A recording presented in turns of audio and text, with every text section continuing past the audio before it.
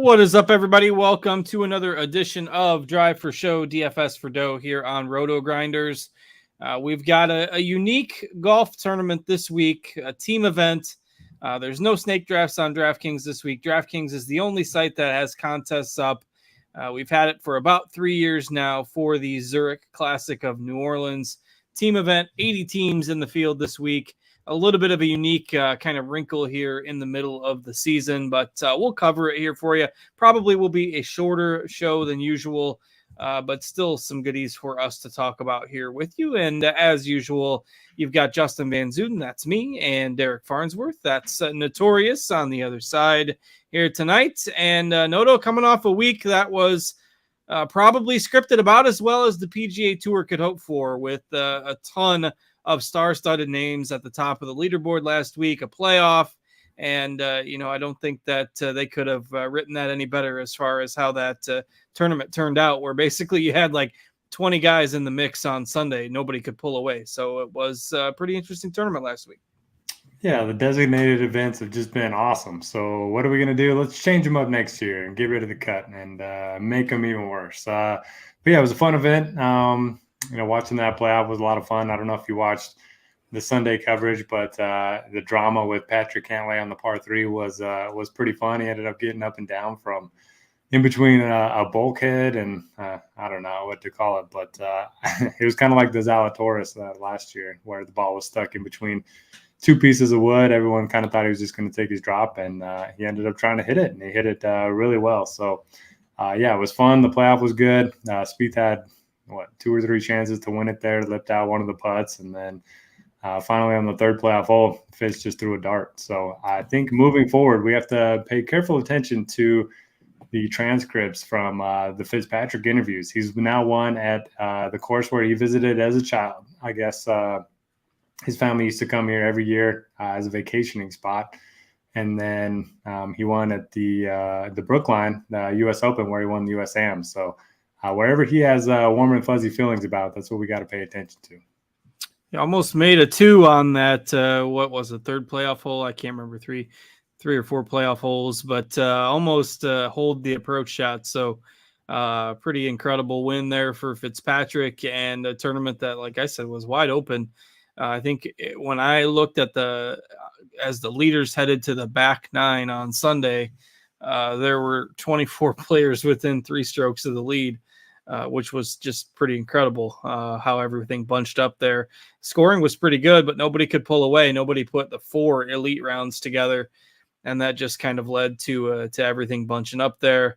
Of course, you had, in addition to what Noto mentioned, you had Cantlay, talking up the slow play narrative and making a hole-in-one on Friday, I believe. So it was just, I like that course. I like that tournament. It's a fun event. And now that it has that designated status, having the stronger field even the week after a major made it even more interesting. So definitely a fun tournament. A lot of big names ended up there at the top with Fitzpatrick and Spieth and Cantlay, and it just was a fun week. Xander up there as well. So any other takeaways from the event itself for you?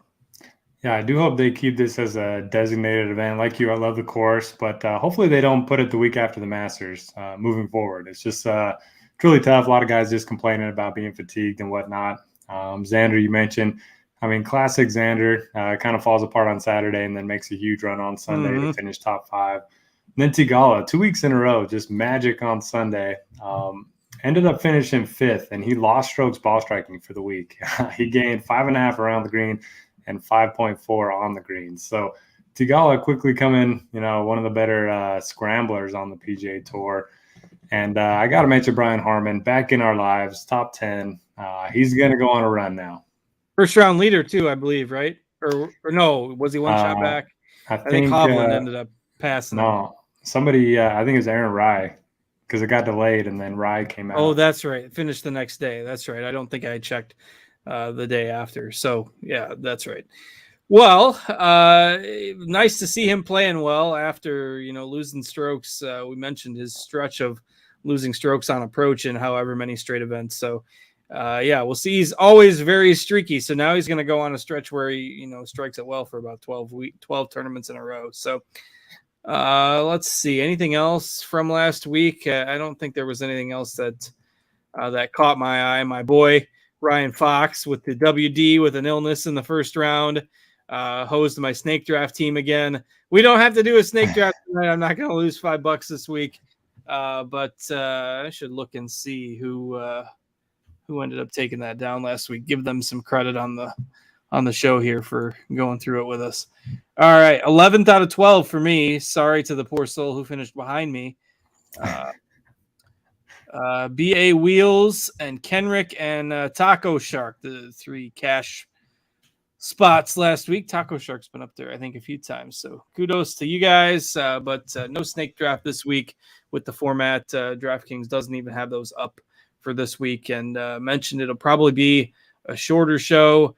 We've got a tournament. It used to be, so this week's tournament, the Zurich Classic, as we kind of flip to the new week here, used to be its own standalone stroke play event back in the day. If you go back a decade.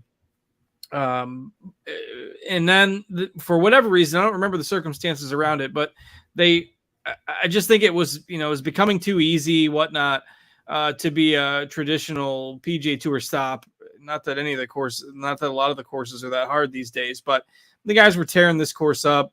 Wasn't probably getting the fanfare, the attendance, what have you. And so they decided to switch this up in 2017 to be a pairs event, a team event. And we didn't have DFS contests for it for a couple years because I'm sure the programming is tough to get the pairings in there and stuff like that. But DraftKings did start offering contests about 3 years ago.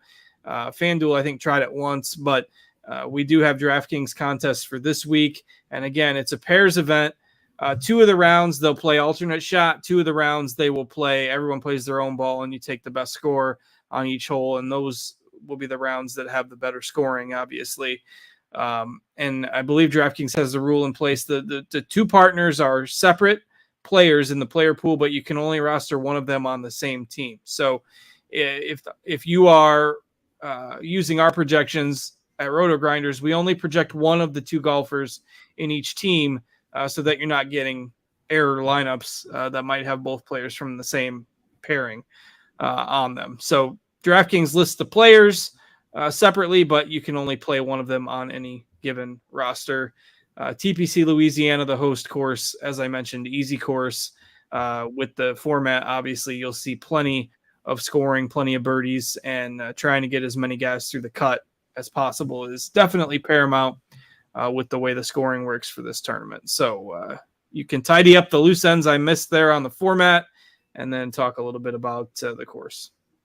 Yeah, really nice job talking about the format and how to circumvent not having 2 guys in the same lineup that are on the same team. And I'm surprised FanDuel doesn't have contests because last year they actually had the better format of the 2 because they were able to get the 2 golfers to be just one player spot in their system. But maybe whoever set that up last year is not there anymore. I'm not really sure. But yeah, as far as the event goes, so 80 teams of 2, the top 33 in ties are going to end up playing the weekend. And then the first and third rounds are going to be 4-ball, which is best ball. So each of the golfers are going to play their own ball. They take the best score of each of the 2 golfers for that hole.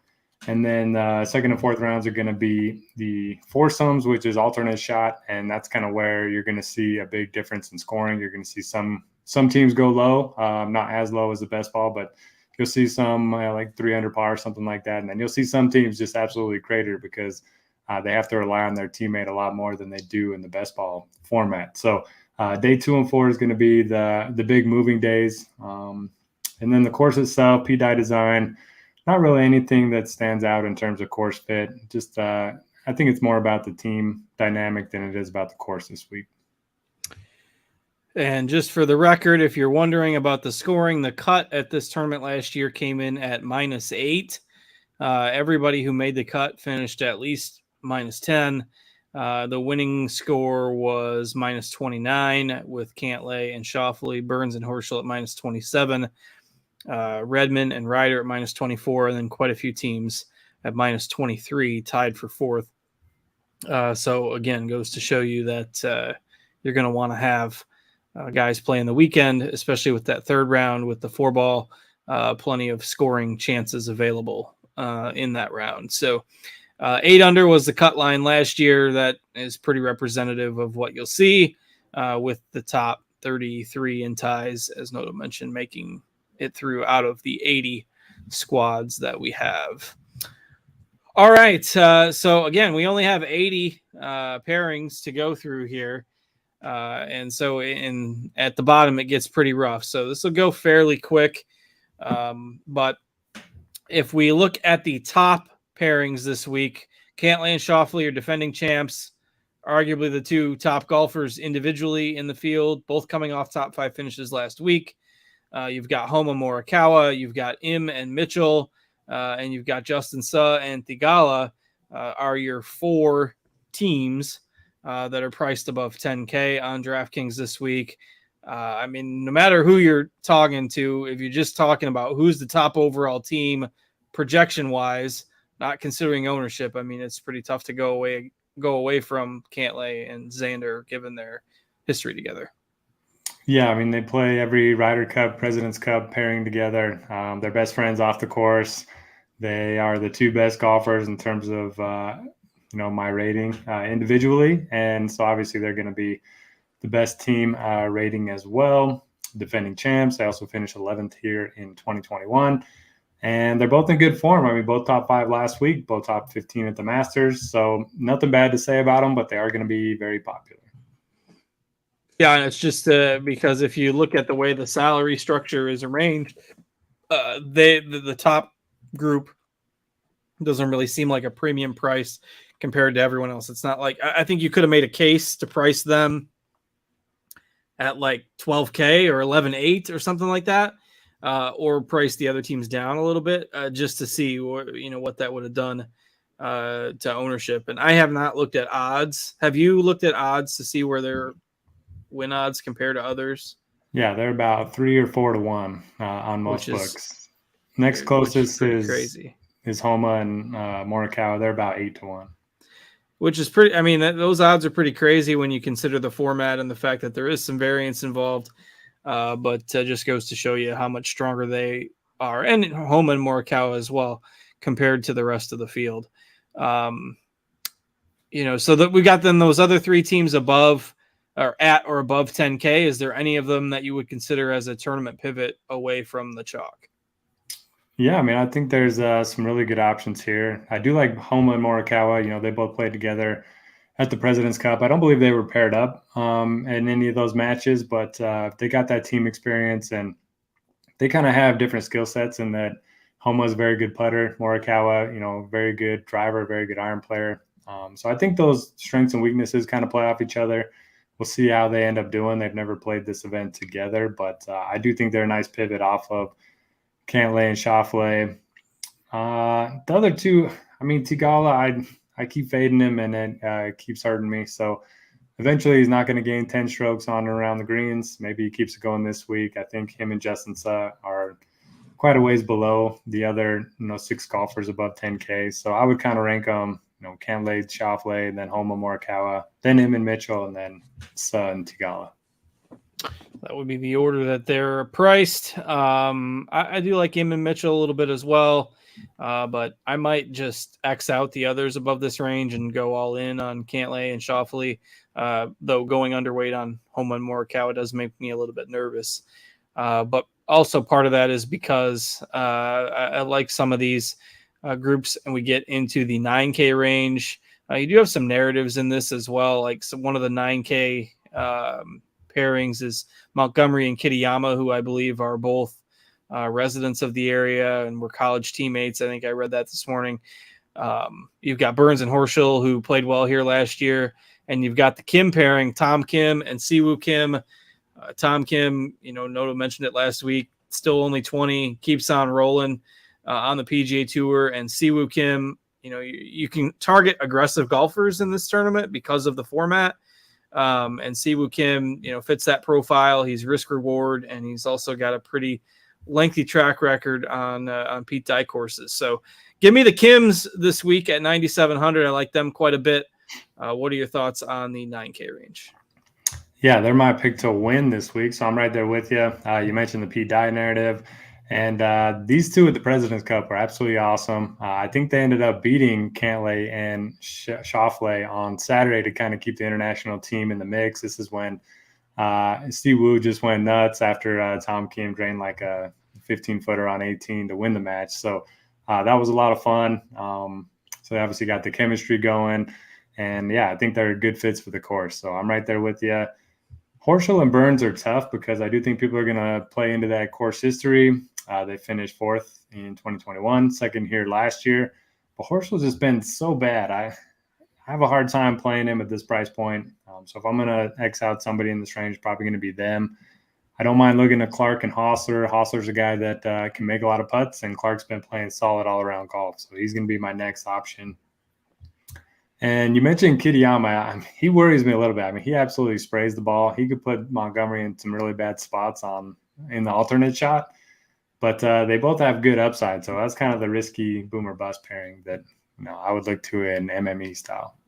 Yeah, I could see them missing the cut, and I could see them finishing well. So I wish we could, if you're playing Showdown, like you kind of hinted at there, playing them in the best ball format, I think, is better than the alternate shot. So keep that in mind if you're playing individual day contests this week.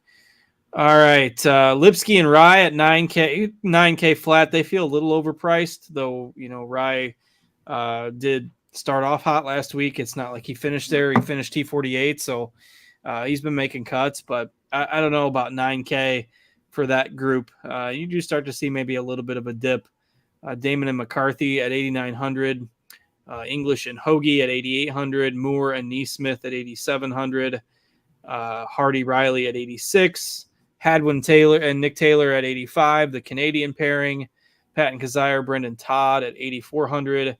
Any of those groups drawing your interest this week? Yeah, I do like the Canadian pairing. You talk about two guys that just keep it in play. They tend to play their best golf on courses where you don't need a lot of distance. This is one of them. I'm not sure, how close they are. They've never played together at this event. They both have played this event and both made the cut in, to each of the last 3 years. So they've played well individually at least. And yeah, I just like the way their game's kind of set up for this course. They're both pretty good putters as well.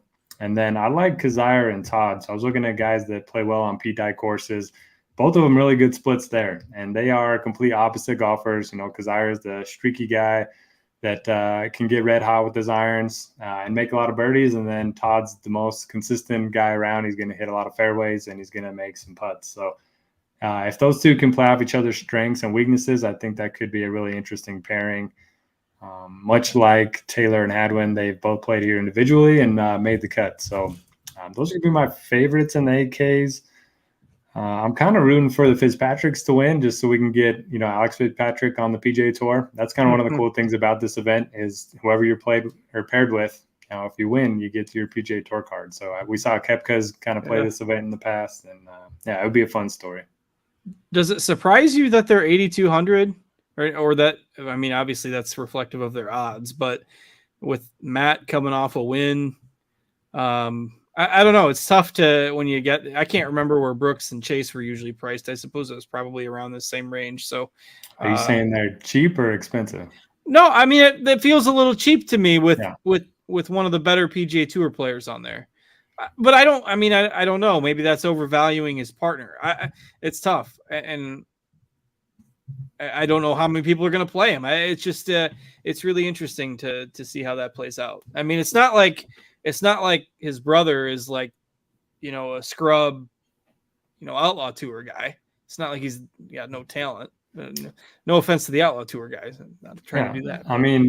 He's been in decent form over on the DP World Tour. He's got top 40s and 6 of his last 7 starts over there. So certainly interesting. Yeah, I'll probably play some. We'll see. I can root for him. All right, its field starts to kind of thin out here as we get towards the mid-tier. Hodges and Shelton, Hadley and Ben Martin, your other, and Bramlett and Wu, Brandon Wu at 8K flat. Any takes on anybody else above 8K? Those other 3 or 4 teams there don't grab me. Not really. Moore and Neesmith, I think, are interesting Oh, too. yes. Yeah, we glossed over that. Yeah, go ahead. I like them as well. So Neesmith, we always talk about it. He's a guy that's a very good iron player, and then he just has complete blow-ups every single round this year. It seems like he'll be 3 under, and then he'll score 2 8s in a row, something like that. And I think that's kind of negated here in this format, at least in the best ball portion. So I think that's going to help him a lot. And then Taylor Moore's just been playing great. So hopefully, if they can keep it together on an alternate shot, I think they got some serious upside. Yeah, I like the upside there as well. They project well in our model and your model as well, and not for super high ownership, given the name recognition and the struggles of Neesmith. So I love them for GPP upside as well. The Perez Dietrich pairing at 7,900 is one I like a lot. Dietrich, we're seeing play more on the PGA Tour now. Perez, I believe, is third in the standings right now on the Euro Tour.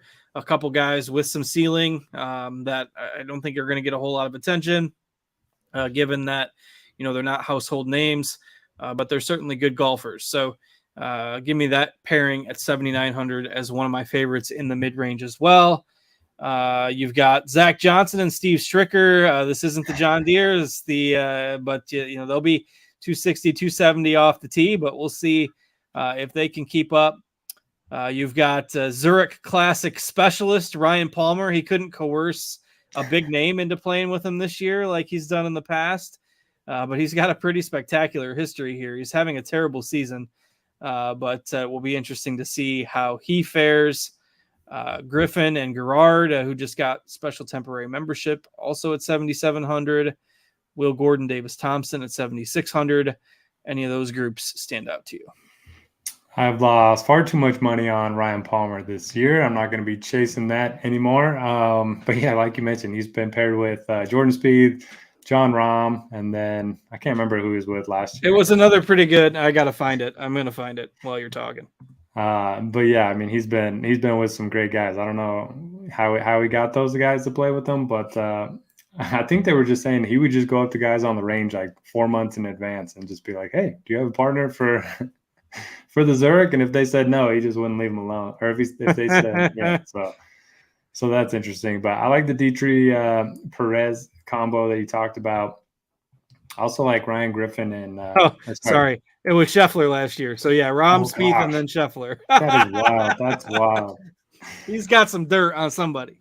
Oh man, that is crazy. Ben Griffin and Ryan Gerard. I think they're interesting. So they've both been playing on the Korn Ferry Tour. Obviously, Griffin got the promotion this year, and he's been awesome for 8 months now. So I think they're interesting. I think they have a lot to play for.